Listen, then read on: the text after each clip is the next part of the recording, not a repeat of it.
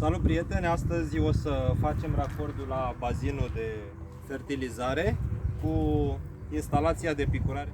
Și avem un filtru, trebuie să-i montez și acest filtru. Și o să plec din bazin cu acest racord. I-am pus eu aici ca să pot să mă leg cu el, cu un cot, să las țeava în jos. O să pun cumva țeava într-o parte, așa, îi montez și acest filtru pe el. Și jos undeva în zona stâlpului o să-i pun un alt cot și am să intru cu țeava pe jos, pe undeva în solar, unde o să mă leg de sistemul de picurare. Bun, acum ca să prind eu astea între ele, va trebui să tai o bucată de țeavă de 15 cm ca să pot să fac această legătură. Iar de aici vin cu țeava lungă, care voi coborî undeva lângă gard, o să o prind și pe acolo un pic, îi pun un cot acolo și o să intru cu ea în solar. Haideți să tai o bucată de 10-15 cm. Am aici iataganul. Foarte bun asta, e cu dinți, taie foarte bine.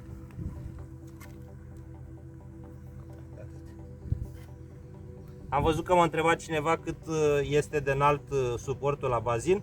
Are 2,5 metri până la partea de jos a bazinului. Tu ești șeful la cuțit. De ce cuțit mare ai? Gata. Tăiat-o.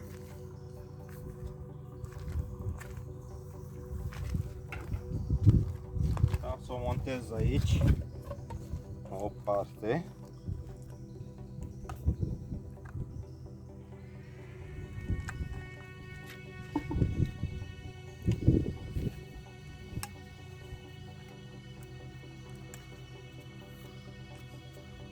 Ce e ca un fel de garnitură?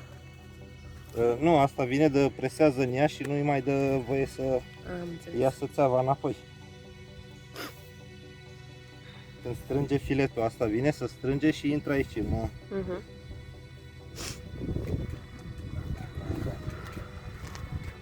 Are o săgeată aici pe el filtru, deci așa trebuie să vină să intre pe aici, să iasă pe aici. Ăsta este sensul de filtrare și va trebui montat așa. Deci așa undeva îl voi monta. Bun, să-i desfac asta.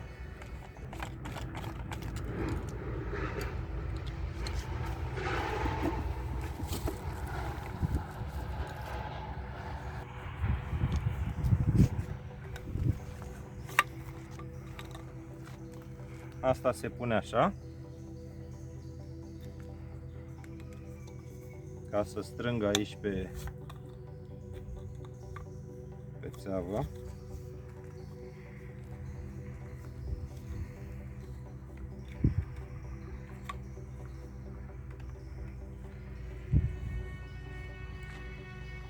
Și acum se bagă forța până trece de garnitură. Dacă observați aici undeva în interior are o garnitură. Și vine acesta peste garnitură. Și țeava se presează până trece de acea garnitură.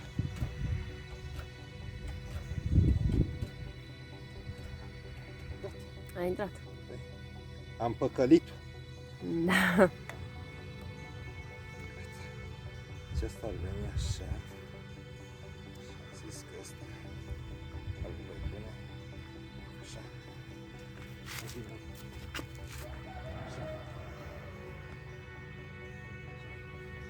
Ca să știu în ce poziție îl țin pe dânsul.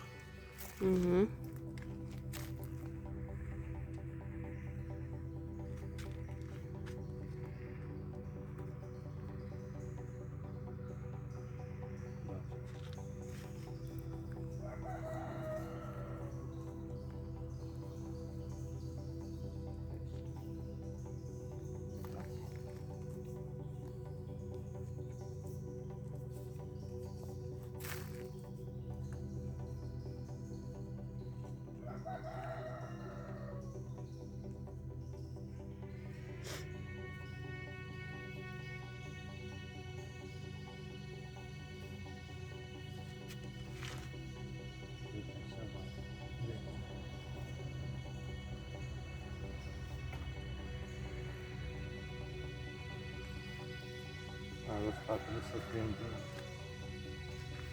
Acest filtru, dacă se înfundă, aveți aici, puteți desface și îl curățați, îl spălați.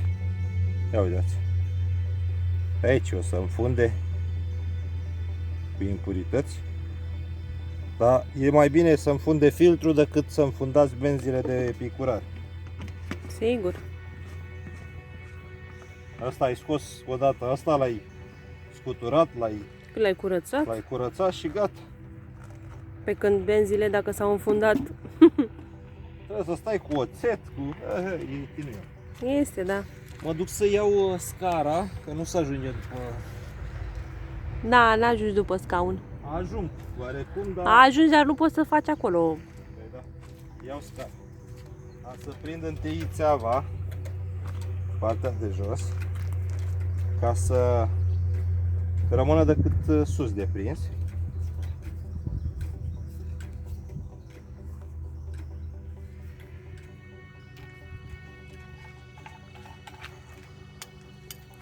Încet.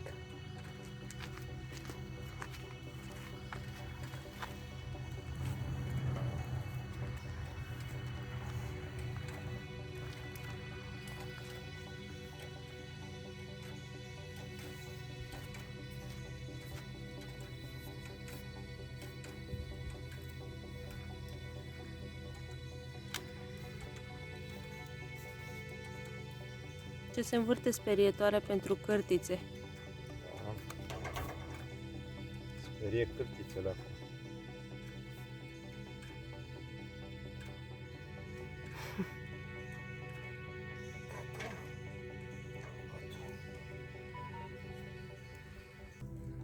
De observat că nu mai avem cârtițe?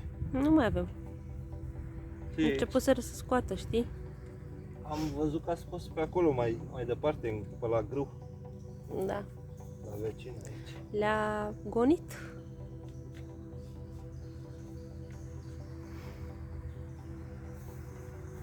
Are efect. Păi cum?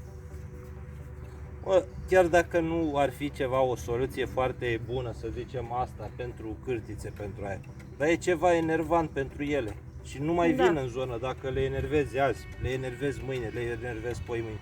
Adică ca și omul, dacă tu ai o casă într-un loc liniștit, A venit pufic. da, te-ai muta undeva unde e un șantier permanență în lucru și auzi du pe camere, tot felul Normal de că nu. mașinării, Nu. te-ar enerva, nu te-ar omorî, nu-ți face nimic.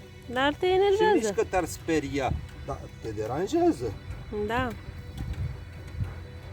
Oamenii astea nu înțeleg. Orice lucru e bun, dacă știi cum să-l faci. Nu, aia nu e bună, aia nu e bună. Păi dacă stai să o iei așa, nimic n-ar fi bun. N-ar fi bun nimic. Ar trebui să stăm așa degeaba. Da. Păi da, Păi chiar că. asta ar fi bun. De stat așa de pe Asta azi ai seama.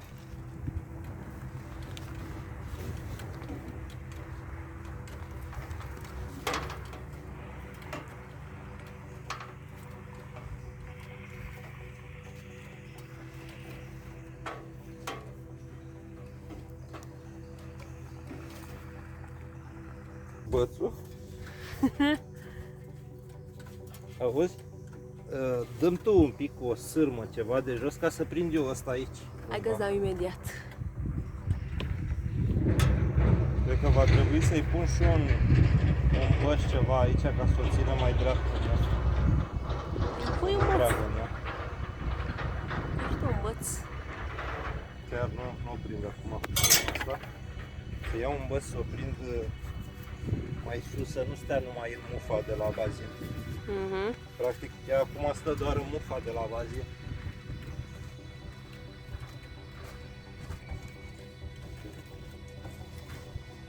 Îi pui băț? Da.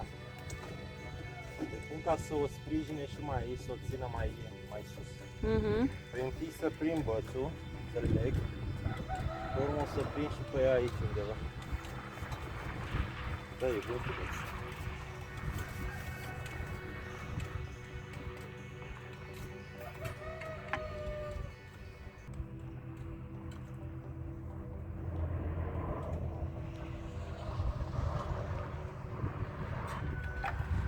Ce ai zis că ai? Nu mai semnul ăsta gros. Să aduci de acasă din aia înalt.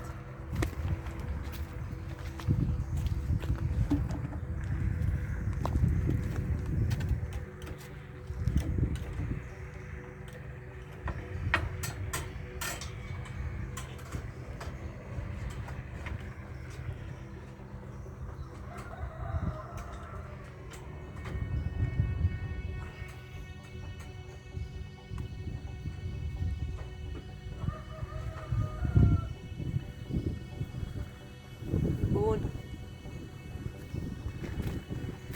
Prins și partea asta.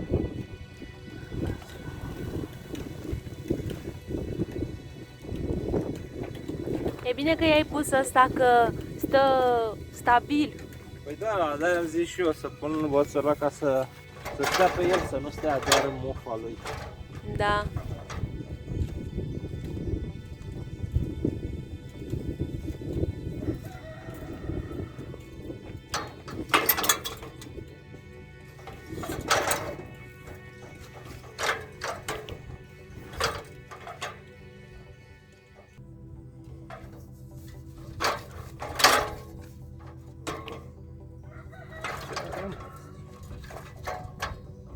Nu mai vrea să stea.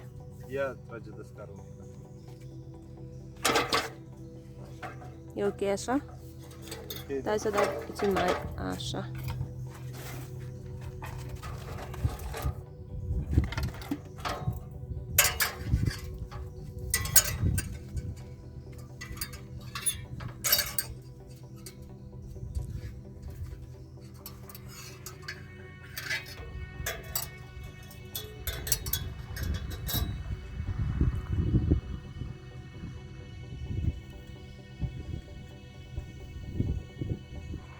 Să vă fac și o filmare de aici, de la înălțime, după scară. Am urcat pe scară. Ia uitați.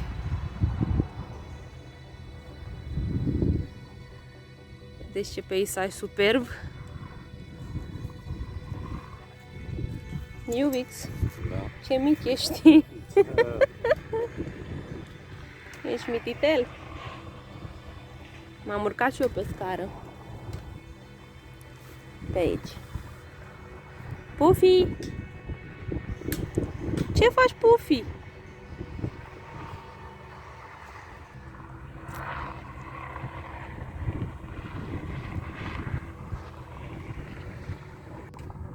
M-am cocoțat și eu aici. Da, O să nu cazi. nu cad. Aici trebuie să intru eu să mă înțep cu ea în solar. Am tăiat țeava de aici și o să-i prindem un cot pe care o să o prind și de gard.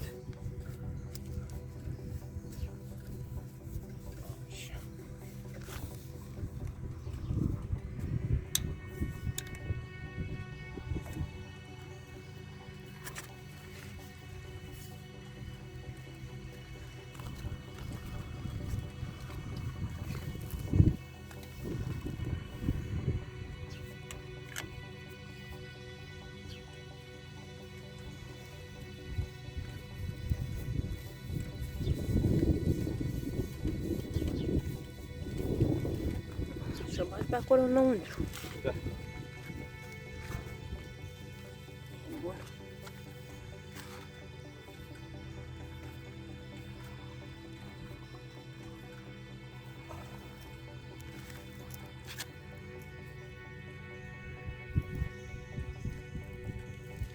Da, va trebui să măsurăm să vedem cât ne trebuie de acolo până aici. O pun și o să o mufez aici afară. Da. Vă mulțumim frumos că ne-ați urmărit. Rămâneți aproape, urmează noi materiale, noi rețete pentru stropirea roșiilor. Da, sigur. Tot așa, bio. Bio, normal, noi așa le facem, bio. Dați acolo un like, un dislike, dacă nu vă place. Și un dislike, da, puteți să dați, că nu e nicio problemă. Noi nu ne supărăm. Păi, nu avem de ce să ne supărăm. Dacă vă place bine, dacă nu vă place, iarăși bine. Dacă vă abonați la canal, nu uitați să apăsați și clopoțelul ca să fiți notificați când postăm ceva nou. Da? Nu uitați! La revedere, v-am pupat! La revedere!